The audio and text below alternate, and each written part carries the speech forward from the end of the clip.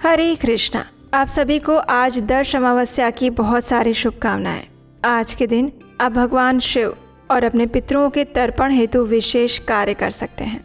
और आज है 21 अक्टूबर 2025 मंगलवार। कार्तिक मास के इस शुभ प्रातः काल में आज की कार्तिक मास कथा आरंभ करते हैं।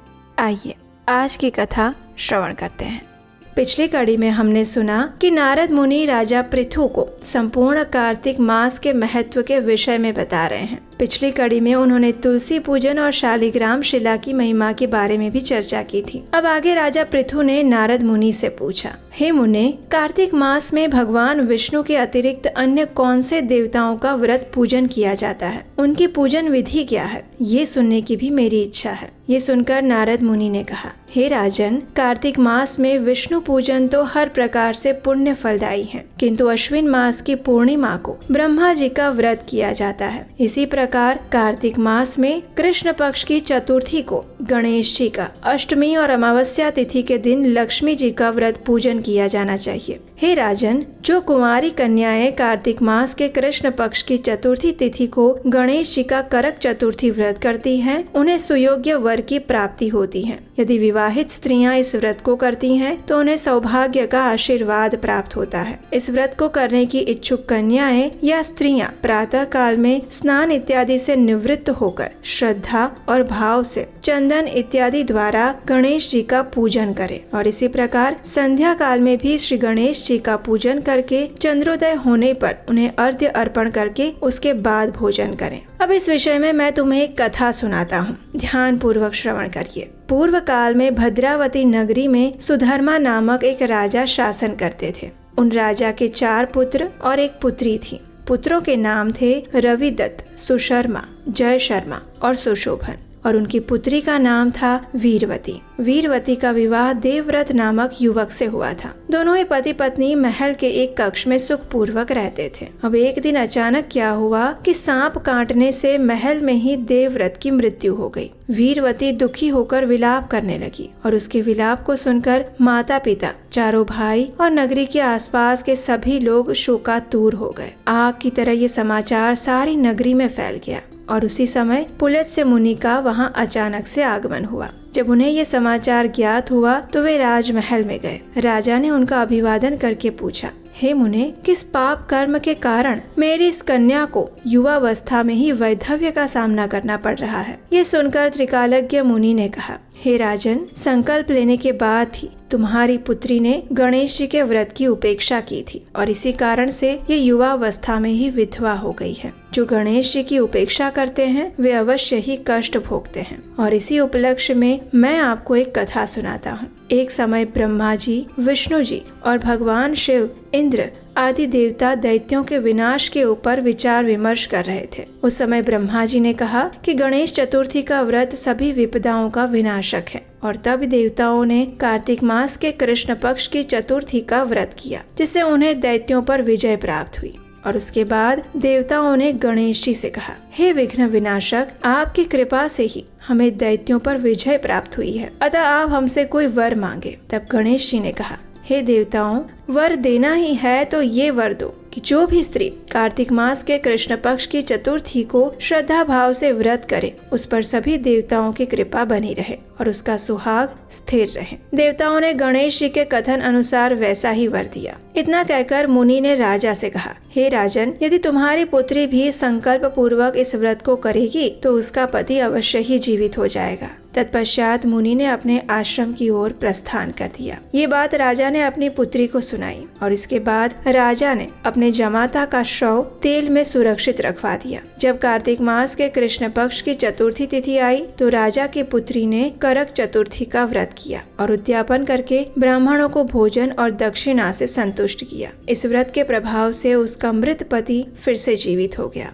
और नारद जी ने कहा, हे राजन, जो भी व्यक्ति गणेश जी का पूजन और व्रत विधिवत करता है वो संसार के सुखों को भोगकर गणेश जी का सामीप्य प्राप्त करता है। तो इस प्रकार नारद मुनि ने राजा पृथु को इस चतुर्थी तिथि की महिमा के विषय में बताया। जो कार्तिक मास के कृष्ण पक्ष में आती है, और इस व्रत को करने से सभी स्त्रियां सौभाग्य का आशीर्वाद प्राप्त करती हैं। इस व्रत का पालन करने से भगवान गणेश जी अवश्य ही प्रसन्न होते हैं और व्रत करने वाले को सौभाग्य, सुख और समृद्धि का आशीर्वाद देते हैं। ये कहकर नारद मुनि ने इस कथा का यहाँ समापन किया। लेकिन अब अगला प्रश्न राजा पृथु का क्या आने वाला है, तो इसके विषय में हम चर्चा करेंगे इसी कार्तिक मास कथा की अगली कड़ी में। और आज की इस कार्तिक कथा को हम यहीं पर विराम देते हैं। कल फिर से मिलेंगे इसी कथा श्रृंखला की अगली कड़ी के साथ। आइए इस दिव्य भजन का आस्वादन करें। जय जय तुलसी माता, सब जग की सुखदाता, सब योगों के ऊपर, सब भोगों के ऊपर, रुझ से रक्षा कर भात्राता। जय जय तुलसी माता।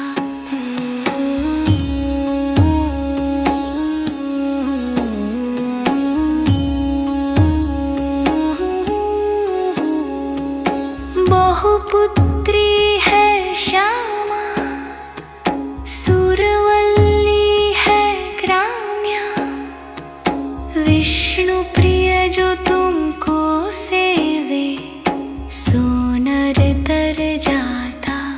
जय जय तुलसी माता। हरि के शीश विराजत, त्रिभुवन से हो वंदित, पतित जनों की तारिणी, तुम हो विख्याता। जय जय तुलसी माता। लेकर जन्म बिजन में आई दिव्य भवन में, मानव लोक तुम्ही से सुख संपत्ति पाता। जय जय तुलसी माता।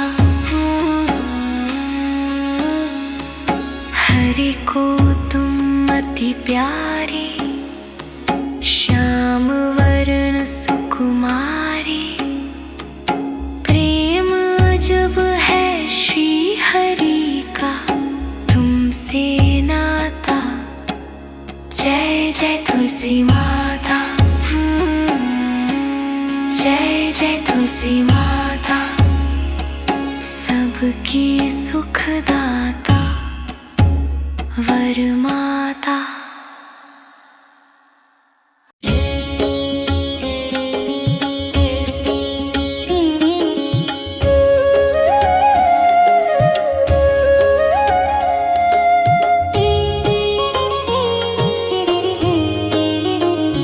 धन्य धन्य श्री तुलसी माता, महिमा गम सदा श्रुति गाता। हरि के प्राण हो से तुम प्यारी, हरि ही हेतु कीन हो तप भारी। जब प्रसन्न है दर्शन दीन्हो, तब कर जोरी विनय उस किन्ह्यो। हे भगवंत कंत मम हो, दीन जानी जनी छाड़ा हूँ छोहू। सुनी लक्ष्मी तुलसी की बानी, दी हूँ श्राप कध पर आनी। उस योग्य वर मांगन हारी, हो विटप तुम जड़ तनुधारी। सुनी तुलसी ही श्रुप्यो तहि धामा, करहु वास तुहु नीचन धामा। दियो वचन हरि तब तत्काला, सुनहु सुमुखी जनि होहु बिहाला।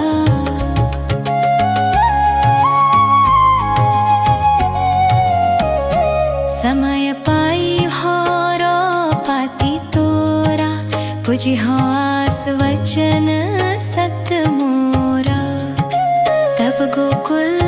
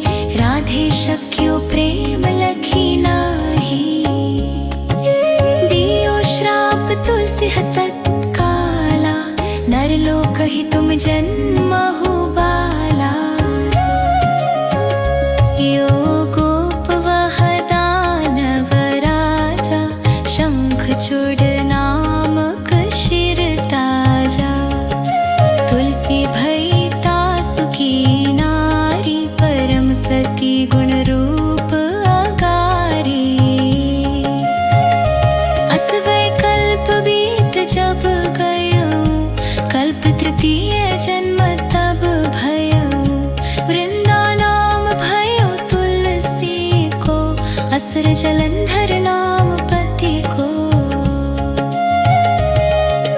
करियति वंद तुल बलधामा लीलिन्हा शंकर से संग्राम। जब निज सैन्य सहित शिव हारे मरहि न तब हर हरि ही पुकारे। पतिव्रता वृंदा थी नारी को न सके पति ही संहारी। तब जलंधर ही भेष बनाई वृंदा ढिग हरि पहुँचो जाई। शिव हित लहि करि कपट प्रसंगा कियो सतीत्व धर्म तो ही भंगा। भयो जलंधर कर संहारा सुनी उर शोक उपारा। तिहि क्षण दियो कपट हरि टारी लखी वृंदा दुख गिरा उचारी। जलंधर जस हत्यो अभीता सोई रावण तस हरहि सीता।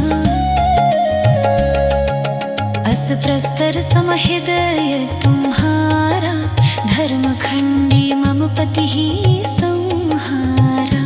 यही कारण लही श्राप हमारा होवे तनु पाषाण तुम्हारा। सुनी हरि तुरत ही वचन उचारे दियो श्राप बिना विचारे। लख्यो ना निज कर तूती पति को छलन चहो जब पार्वती को। जड़मति तुहु अस हो जड़ रूपा जग मह तुलसी विटप अनूपा। धक्व रूप हम शाले ग्रामा नदी गंड की बीच ललामा। जो तुलसी दल हम ही चढ़ी है सब सुख भोगी परम पद पई है।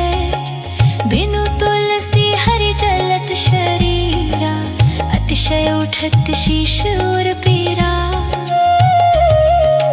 जो तुलसी दल हरि शिर धारत सो सहस्र घट अमृत डारत। तुलसी हरि मन रंजनी हारी रोग दोष दुख भंजनी हारी। प्रेम सहित हरि भजन निरंतर तुलसी राधा में नाही अंतर। व्यंजन हो 56 प्रकारा बिनु तुलसी दल ना हरि ही प्यारा।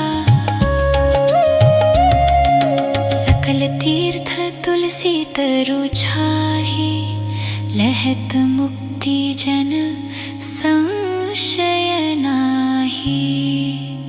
कवि सुंदर एक हरि गुण गात तुलसी निकट सहस गुण पात।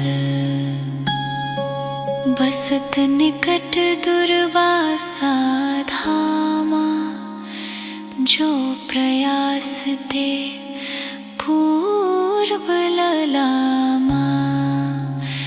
पाठ कर ही जो नित नर नारी हो ही सुख भाष ही त्रिपुरारी।